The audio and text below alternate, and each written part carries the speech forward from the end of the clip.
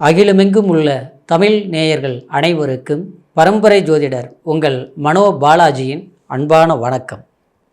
மேசராசி நேயர்கள், மேசராசியில் பிறந்தவங்க தன்னுடைய வேலை என்னவோ, தன்னால் முடிஞ்சது என்னவோ, மற்றவங்களை யாரையும் கஷ்டப்படுத்தாமல் தன்னுடைய உழைப்பை நம்பி வாழக்கூடியவங்க தாங்க மேசராசிக்கார்.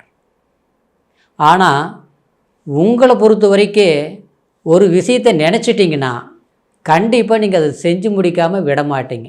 ஒரு பிடிவாத குணமும் ஒரு வைராக்கியமும் படைத்தவங்க தான் இந்த மேசராசியில் பிறந்தவங்க. ஆனால் முன்கோபம் இருக்குங்க. முன்கோபங்கிறது யாராவது ஒரு வார்த்தையை தவறுதலாக புரிஞ்சிக்காமல் பேசிட்டாங்கன்னா, ஏன் இப்படி பேசுகிறீங்க அப்படின்னு கேட்காம அந்த இடத்த விட்டு வரமாட்டீங்க.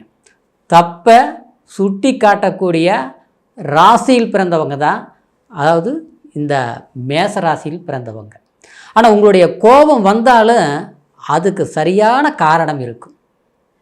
தேவையில்லாமல் கோபப்பட மாட்டீங்க, தேவையில்லாமல் ஒரு பிரச்சனையில் போய் நிற்க மாட்டீங்க. மனசுக்கு இது ரைட்டு அப்படின்னு பட்டதுன்னு வச்சிங்களேன், எத்தனை பேர் இருந்தாலும் அதுக்கெல்லாம் கவலைப்படக்கூடிய நபர் நீங்கள் கிடையாது. இப்படி முன் கோபம் இருந்தாலும் அன்பான குணத்தோடு இருக்கக்கூடியவங்க மேசராசி. காரணம் என்னென்னா, உங்களுடைய ராசியில் செவ்வாய் பகவான் ஆட்சி, அதாவது சூரியன் பகவான் வந்துங்க உச்சம், ஆளுமை திறமை படைச்சவங்க. பெரு அளவில் பார்த்தீங்கன்னா எந்த ஒரு இடத்துலையும் நீங்கள் ஒரு நிர்வாக திறமையோடு தான் நீங்கள் வேலை செஞ்சிட்ருப்பீங்க. அது நம்ம சம்பளத்துக்கு வேலை பார்த்தாலும் சரி, இல்லை சொந்த தொழில் நம்ம செஞ்சிட்ருவங்களா இருந்தாலும் சரி, இல்லை ஒரு வெளியூரில் போய் சம்மந்தமில்லாத இடத்துல வேலை செஞ்சுட்டு இருந்தால் கூட உங்களுக்குன்னு ஒரு அங்கீகாரத்தை உருவாக்கக்கூடிய ஒரு பொசிஷனில் தான் மேசராசிக்காரர் இருப்பீங்க. ஆனால் சமீப காலகட்டமாக பார்த்துட்டோம்னு வச்சிங்களேன், இந்த ஒரு 2 வருஷமாக குறைந்தபட்சம் இந்த ஒரு 2 வருஷ காலத்தில் பார்த்துட்டோம்னா உங்களுடைய முயற்சிகள் சொல்லும்படி நமக்கு சில சரிவுகளை நோக்கி நம்ம போய் பயணிச்சிட்ருக்குறோம். இந்த சரிவுகள் எப்படின்னா, ஒன்றும் நம்ம வேலை செய்யாமல் வீட்டில் இருந்தது கிடையாது, எந்த ஒரு முயற்சிகள் செய்யாமல் நம்ம பொறுமையாக இருந்தது கிடையாது. முதல்ல விட இப்போது கடுமையான உழைப்பீங்க, அதிகமான முயற்சிகள் எடுப்பீங்க. அது மட்டும் கிடையாதுங்க, ஒரு விஷயத்தை ஒரு தோல்வி நிலையை சந்திக்கக்கூடிய ஒரு நிலை வந்தாலும் மீண்டும் மீண்டும் அதில் போராடி ஜெயிச்சிரோணும் அப்படின்ட்டு, அதாவது ஒரு எக்ஸ்ட்ரா எனர்ஜி கொடுக்காத அளவில் தான் நீங்கள் பயணிச்சிட்ருக்கிறீங்க. ஆனால் இந்த அளவுக்கு நீங்கள் முயற்சிகள் எடுத்தாலும் நமக்கு ஒரு சாதகமான ஒரு காலகட்டங்கள், அதுவும் இந்த 1 வருஷ காலகட்டத்தில் நடந்ததா அமைஞ்சதா அப்படின்னு பார்த்துட்டோம்னா, என்னங்க நாங்கள் நல்லவங்களாக தான் இருக்கிறோமே தவிர, ஆனால் எங்களுக்கு எதுவும் ஒரு நல்லது நடக்கலைங்க. நாங்கள் நினச்சி பார்க்குற மாதிரி எத்தனையோ ஒரு முயற்சிகள் எடுக்கிறோம், ஆனால் எங்கள் கூட இருக்கிறவங்களுக்கு நல்லது நடக்குது. நாங்கள் ஐடியா கொடுத்தா அது நல்லபடியாக நடக்குது, மற்றவங்களுக்கு உதவி செய்தால் இன்றைக்கி அவங்க நல்லபடியாக இருக்கிறாங்க. ஆனால் என்னென்னு தெரியலைங்க, எங்களுக்கு ஒரு சோதனை காலமாக போயிட்டுருக்குதுங்க அப்படின்னு சொல்கிறவங்க தான் மேசராசிக்காரர் அதிகமாக இருக்கிறீங்க. இதுக்கு காரணம் என்ன அப்படின்னு பார்த்துட்டோம்னாங்க, உங்களுடைய ராசியை சனி பகவான் 3ஆம் பார்வையாக பார்த்துட்ருக்கிறார். இன்னொரு விதத்தில் பார்த்துட்டோம்னாங்க, உங்களுக்கு இதற்கு முன்னால் குரு ஜென்மத்தில் இருந்தார். அதுக்கு அடுத்தது பார்த்தோம்னா அந்த குரு பகவான் 2ஆம் இடத்துல வக்ரமாக இருந்தார். இன்னொரு விதத்தில் பார்த்தோம்னாங்க, உங்களுக்கு 12ஆம் இடத்துல ராகு, அதே சமயத்தில் 6ஆம் இடத்துல கேது. அப்போது தனஸ்தானத்தில் இருக்கக்கூடிய குரு வக்ரத்தில் இருந்தாலும் அதுக்கு முன்னால் ஜென்மத்தில் இருந்தார். போராட்டமான காலம், புரியுதுங்களா? ஏதாவது ஒரு முயற்சிகள் எடுப்பீங்க, பார்த்தா அந்த இடத்துல அப்படி எதுக்கு இந்த வேலையை நம்ம ஆரம்பித்தோம், எதுக்கு செஞ்சோம் அப்படி வர்ற மாதிரியே தெரியும். இந்த மாதிரி பல இன்னல்கள் எல்லாமே, மன சங்கடங்கள் எல்லாமே நீங்கள் அனுபவிச்சிட்டீங்க. இந்த சனிப்பார்வை பட்டதுனால என்ன ஆகி போச்சுன்னாங்க, சிந்தனை சரியாக இருக்காது. 11ஆம் இடத்துல இருக்கக்கூடிய சனி ஆட்சியாக அமர்ந்திருந்தார், அதாவது லாபஸ்தானத்தில். ஆனால் அந்த பார்வை 11ஆம் இடத்துல படும்போது, 11ஆம் இடத்துல இருந்து 3ஆம் பார்வை உங்களுடைய ஜென்மத்தை படும்போது, ஏற்கனவே சனி நமக்கு பாவி ஆச்சுங்களா. அப்போ என்ன ஆகும், சிந்தனைகள் சேதறடிக்கும். பணம் எவ்வளோ சம்பாரிச்சாலும் மிச்சம் வைக்க முடியல.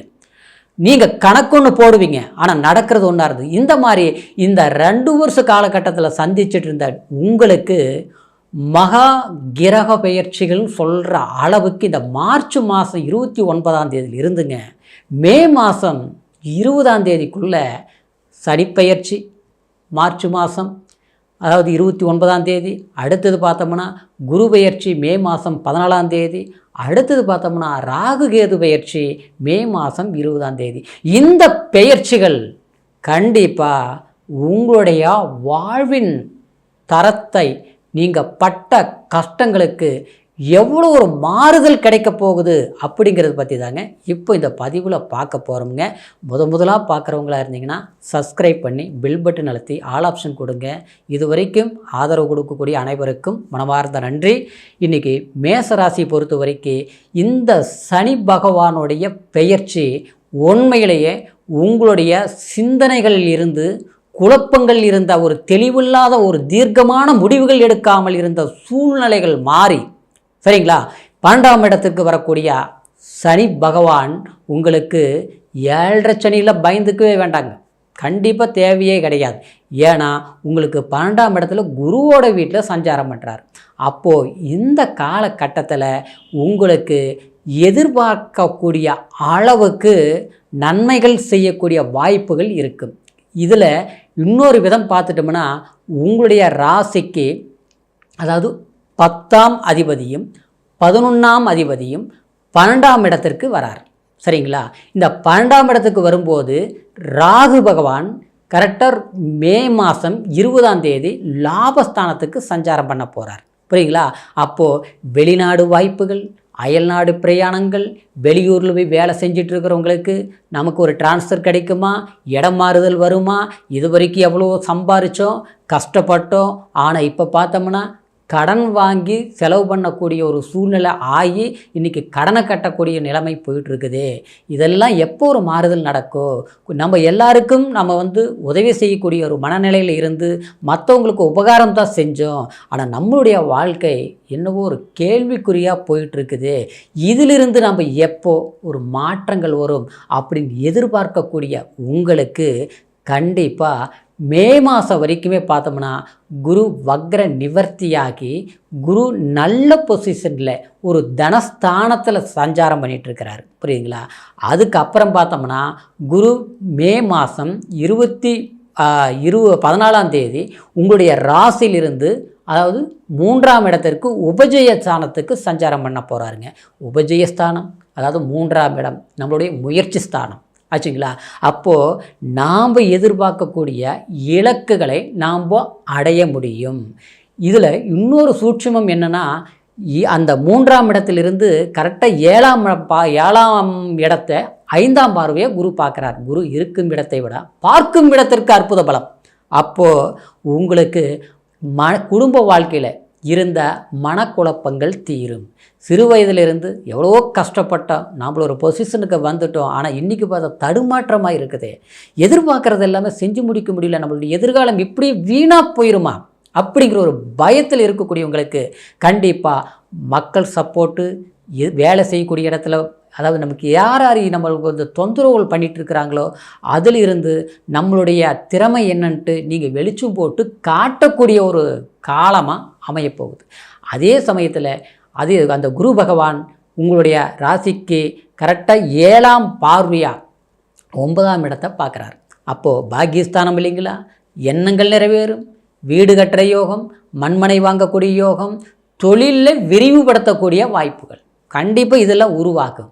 சிலருக்கு பார்த்தோம்னா திருமண வாழ்க்கையிலேயே தடங்களாக இருக்குது. கல்யாணம் பண்ணி ஏன் இந்த மாதிரி ஒரு வாழ்க்கை வாழ்ந்துட்டுருக்குறோம், இந்த வாழ்க்கை இதில் எப்போ தான் ஒரு முடிவு காலம் கிடைக்கும், நம்மளுடைய சந்தோஷம் மகிழ்ச்சி எப்போ பிறக்கும்னு எதிர்பார்த்துட்டு இருக்கக்கூடிய, அதாவது மேசராசிக்காரருக்கு நீங்கள் எதிர்பார்க்கக்கூடிய லட்சியத்தோடு நீங்கள் சாதிக்கக்கூடிய ஒரு காலம் ஏற்பட போகுது. எந்த காலத்தில் நீங்கள் இதில் பலவீனம் என்னன்னு பார்த்தோம்னா ராகு கேது பயிற்சி உங்களுக்கு சாதகமான பலன்கள் தான். சரிங்களா?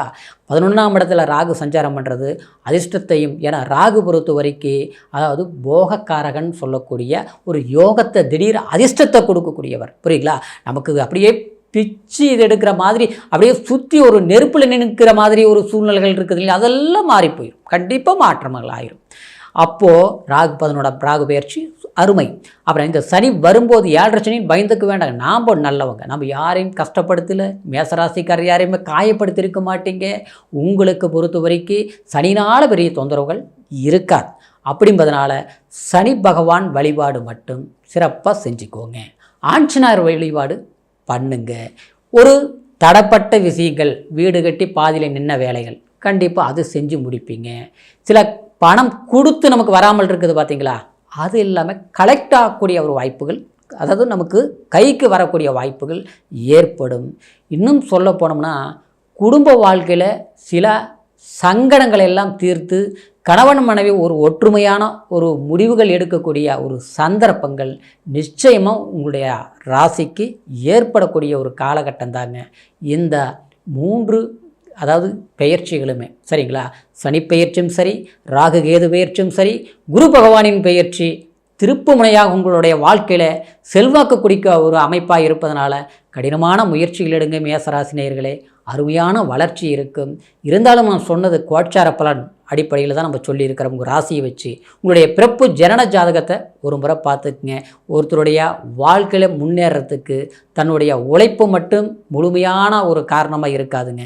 ஏன்னா அதோடு சேர்ந்து நம்ம நேரமும் சாதகமாக இருக்கணும். நம்ம நேரம்னு சொல்லப்படுறது நம்மளுடைய பிறப்பு ஜனன ஜாதகத்தில் லக்னம், ராசி, நட்சத்திரம் நடக்கக்கூடிய தசாபுத்திகள் பலத்தை பொறுத்து தான் நம்மளுடைய அதாவது வாழ்க்கை நிலையை நம்ம தீர்மானிக்க முடியும். அப்படின்பதனால உங்களுடைய பிறப்பு ஜனன ஜாதகத்தை ஒரு முறை பாருங்கள். நம்மக்கிட்ட பார்க்கணும் நீங்கள் விரும்புனீங்கன்னா கீழே இருக்கிற நம்பருக்கு ஃபோன் பண்ணி உங்களுடைய முழு ஜாதக பலன்களையும் தெரிஞ்சுக்கலாம். ஏதாவது சந்தேகம் இருந்தாலும் கேட்டு தெரிஞ்சுக்கலாம். இந்த காலத்தில் இருந்து உங்களுடைய வாழ்க்கை பொன்னான காலமாக வாழ்க்கை அமையணும் அப்படிங்கிற ஒரு வாழ்த்துக்களோட மீண்டும் அடுத்த பதிவில் சந்திக்கிற வரைக்கும் நன்றி, வணக்கம்.